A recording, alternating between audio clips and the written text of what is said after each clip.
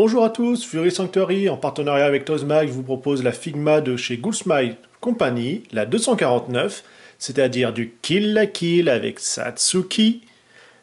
On a la boîte habituelle avec comme ça la vitre qui vous permet de voir le personnage, ses accessoires, donc on voit qu'elle va être fournie avec également deux visages supplémentaires, son fameux katana, donc une fois dégainé ou non, mais également les ciseaux qui sont liés à la série, je vous laisse la regarder, totalement barrés et vraiment sympathique à regarder pour le côté what the fuck. Derrière, différentes poses que vous pourrez réaliser avec la figurine et reprenant ainsi tout simplement l'univers de l'animé. Une fois sortie de sa boîte, nous la voyons ainsi avec un petit accessoire supplémentaire qui est ici, qui va permettre comme ça, c'est l'axe, pour former complètement les ciseaux, pour qu'ils soient fonctionnels, c'est-à-dire les deux lames qui pivotent. On va avoir le sachet que l'on connaît de la marque, qui permet comme ça de tout ranger correctement dedans, et ne pas perdre un accessoire, mais également le stand, les paires de mains que vous verrez par la suite, et également la petite notice. Nous les découvrons ainsi. Alors plus ou moins fermée, inclinée avec un pouce, voilà, un peu plus rentrée ou non, complètement ouverte. Ça permet comme ça de varier et de retrouver comme ça les poses de la série. On a également un ball joint supplémentaire, ainsi que encore une autre main, d'un autre type de présentation. Donc cette fois-ci, rien à redire, c'est vraiment complet. Les fameuses attaches, qui vont permettre ainsi de faire fonctionner les deux lames comme des ciseaux. La notice avec le contenu de la boîte, comment justement les rendre fonctionnels. Ici on peut voir qu'on peut écarter un petit peu les épaules pour permettre un peu plus de mouvement, de liberté. Et de l'autre côté exactement pareil, puisque maintenant, je vous rappelle, vous avez non plus que le japonais, mais également l'anglais sur la notice. Les visages supplémentaires, donc un où elle est en train de crier énervée, et l'autre un peu plus paisible, mais avec le regard sur le côté. Pour ce qui est du tout neutre, en regardant tout droit, il est simplement déjà prémonté sur la figurine. Le katana dans son fourreau, donc entièrement fixe.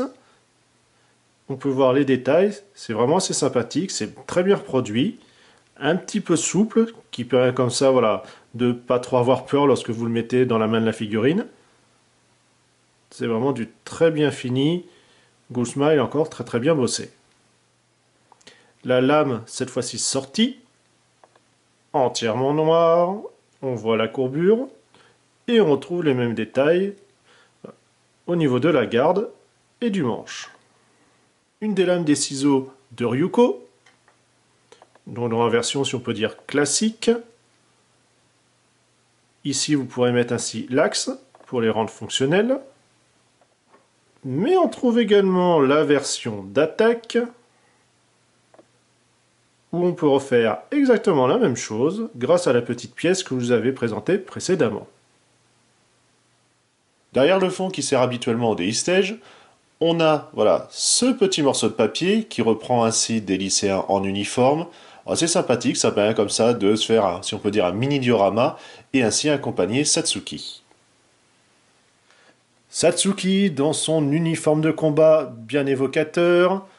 On retrouve ces grosses parties d'épaulettes qui peuvent un peu gêner, mais au moins on a un ball joint qui permet de partir ainsi en arrière.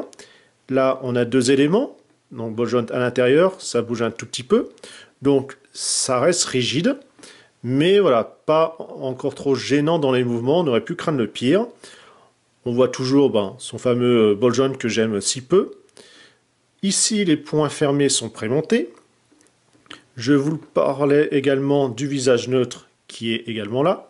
Faire très attention, les antennes sont en plastique dur, donc cassant et on peut se blesser. On voit également que la chevelure est assez imposante, montée sur ball joint. Comme ça, rotation du haut bas. Le dos entièrement dénudé avec juste la colonne apparente. On a les jambes. Alors, intéressant, c'est cette partie-là. On a ainsi un élément qui tient moyennement, puisque vous voyez, ça s'enlève assez facilement. C'est en caoutchouc souple, donc c'est juste clipsé Et on a une nouvelle version maintenant, un nouvel élément, c'est-à-dire un trou qui permet, grâce au petit peg, de venir juste se positionner. Je pense que ça va mériter voilà, un petit point de colle, même de colle au scotch hein, par exemple, pour bien le verrouiller et qu'il ne bouge pas, même si apparemment ça a l'air malgré tout de quand même assez bien tenir. Les articulations du grand classique, ball joint au niveau de la tête, alors forcément assez gêné par les épaules. Déjà que la chevelure en temps normal, avec un corps si on peut dire standard, enfin en tout cas des habits classiques, gêne un petit peu. Pareil, là on notera que en fait les mèches devant sont en souple. Je vous parlais justement ici des épaules. La notice vous indiquait que vous pouviez comme ça un petit peu décaler, vous le voyez ici, voilà, les épaules. Donc ça permet d'avoir un peu plus de liberté de mouvement. Le haut du torse, avec ici les lanières voilà, en souple. Alors pas aller trop loin, il ne faudrait pas les péter. Les jambes, rotation, genoux, et enfin la cheville.